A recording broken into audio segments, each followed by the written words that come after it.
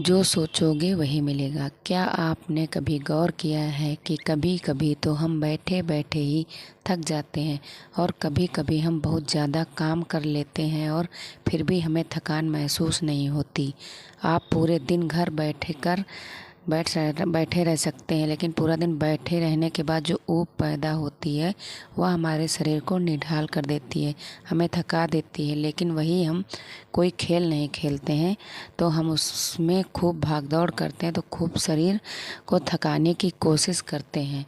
लेकिन खेलने के बाद एक चुस्ती महसूस होती है, जैसे शरीर का रोम रोम खिल उठा हो। अगर आप देखें तो यह बात अपने आप में एक विरोधाभास है, क्योंकि प्राकृतिक रूप से होना तो यह चाहिए कि जब आदमी खेलता है तब सकारात्मक सोच का महत्व तो उसका शरीर थकता है, इसलिए खेलने के बाद उसे थकावट महसूस होनी चाहिए। और जब आदमी खाली बैठता है वह अपने शरीर को थका ही नहीं रहा होता है, तो आराम कर रहा होता है, फिर उसे थकावट क्यों महसूस होती है।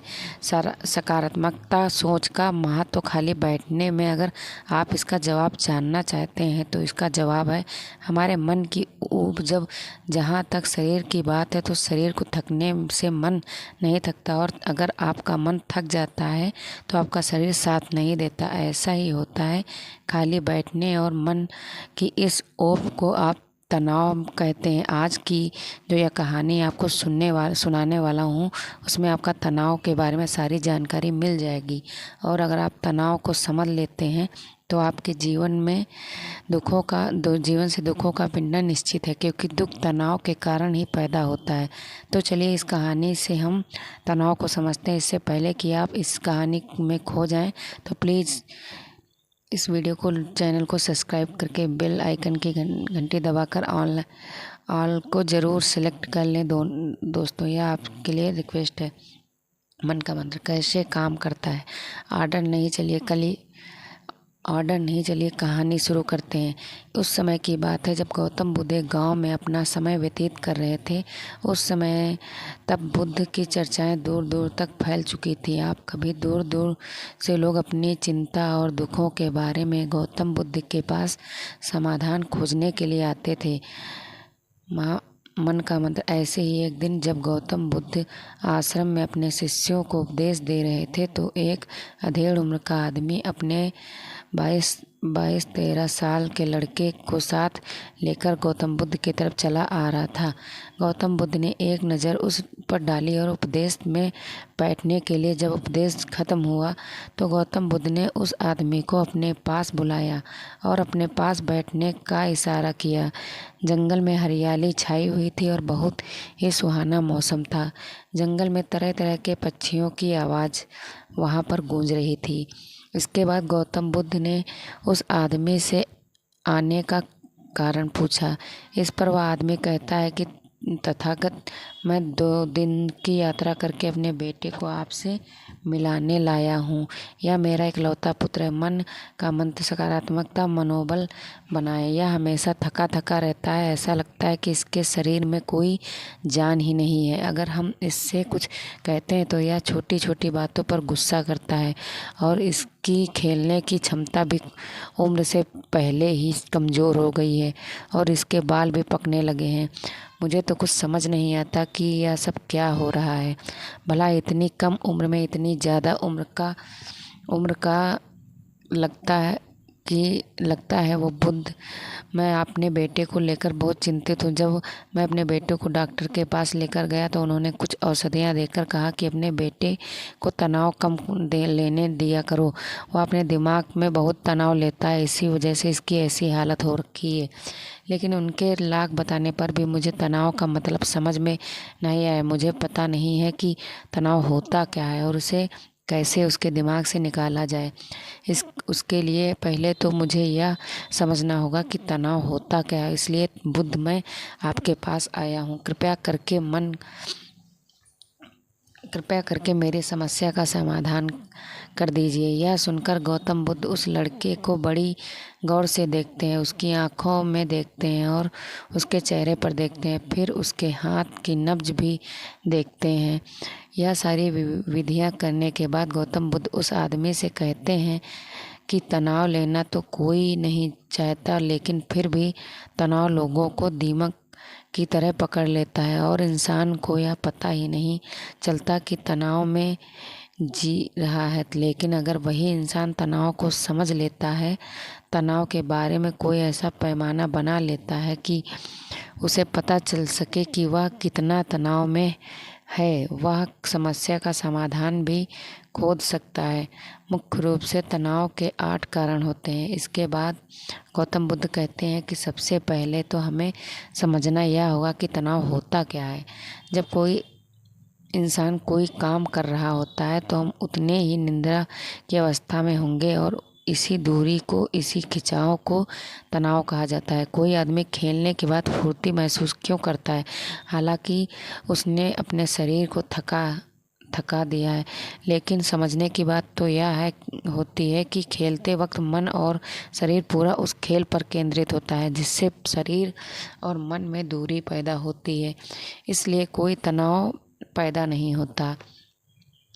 मानसिक शक्ति का महत्व, मन का महत्व, बल्कि हमारा तनाव तो दूर हो जाता है वही जब हम कोई बेमन का काम करते हैं जिसमें हमारा मन लगता ही नहीं, तो हम शारीरिक रूप से वह काम तो करते हैं लेकिन हमारा मन कहीं दूर काल्पनिक में भटक रहा होता है। इससे शरीर और मन में एक दूरी पैदा हो गई है, तनाव में जन्म ले लिया। इसलिए इंसान को एक बार में एक ही काम करना चाहिए और इस पर अपना तन और मन केंद्रित रखना चाहिए, जिससे आपके शरीर और तनाव पैदा ही ना हो। तनाव के कुछ मुख्य कारण भी होते हैं। इसके बाद गौतम बुद्ध कहते हैं कि अगर हम इन कारणों को जान लेते हैं तो हमारे अंदर तनाव कभी पैदा ही नहीं होगा। मुख्य रूप से जो कारण है इसके उसमें सबसे पहला कारण होता है मन का मंत्र, महत्वाकांक्षा होना अच्छी बात है, लेकिन कभी आपने गौर किया है कि इंसान के लक्ष्य कभी पूरे नहीं होते, क्योंकि इंसान का कभी कोई एक लक्ष्य होता ही नहीं है।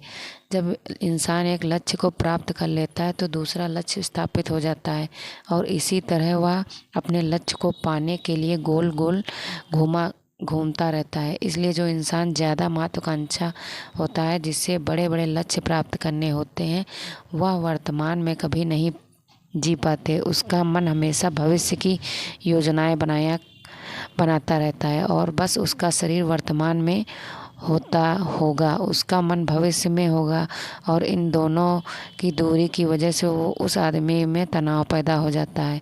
इस पर वो आदमी कहता है कि बुद्ध, तो क्या आदमी को अपना लक्ष्य नहीं बनाना चाहिए, क्योंकि लक्ष्य बनाना तो एक महत्वाकांक्षा होती है। इस पर गौतम बुद्ध कहते हैं कि जीवन में कोई लक्ष्य बनाना गलत बात नहीं है। समस्या पैदा तब होती है जब हम सारा ध्यान उस लक्ष्य पर ही लगा देते हैं। आदमी को वर्तमान में जीना चाहिए, अपना लक्ष्य बनाए, उनके प्रति निरंतर मेहनत भी कर लें, लेकिन इसके साथ साथ आपके दिमाग में क्या ख्याल होना चाहिए कि आप अभी वर्तमान में जी रहे हैं। इसके बाद गौतम बुद्ध ने तनाव का दूसरा कारण बताया, वो है जलन। गौतम बुद्ध ने बताया कि जब आदमी किसी की तरक्की या किसी से जलने लगता है तो उसका मन सड़ने लगता है। जलन अंदरूपी घाव देता है। अंदरूपी घाव का मतलब मन का घाव, शरीर का घाव तो भर भी जाता है, लेकिन मन का घाव कभी नहीं भरता। इसलिए इंसान को दूसरे की तरक्की से कभी जलना नहीं चाहिए। तनाव का तीसरा कारण होता है किसी दूसरे की अपेक्षा। गौतम बुद्ध ने बताया कि एक बाप होने के नाते वह अपने बेटे से सारी अपेक्षाएं रखता है कि मेरा बेटा एक कामयाब इंसान बने, वह जिस तरह मैं चाहता हूँ उसी तरह का जीवन जिए। और जब आदमी किसी से अपेक्षा करने लगता है तो कहीं न कहीं वह अनजाने में खुद के लिए तनाव पैदा कर रहा होता है।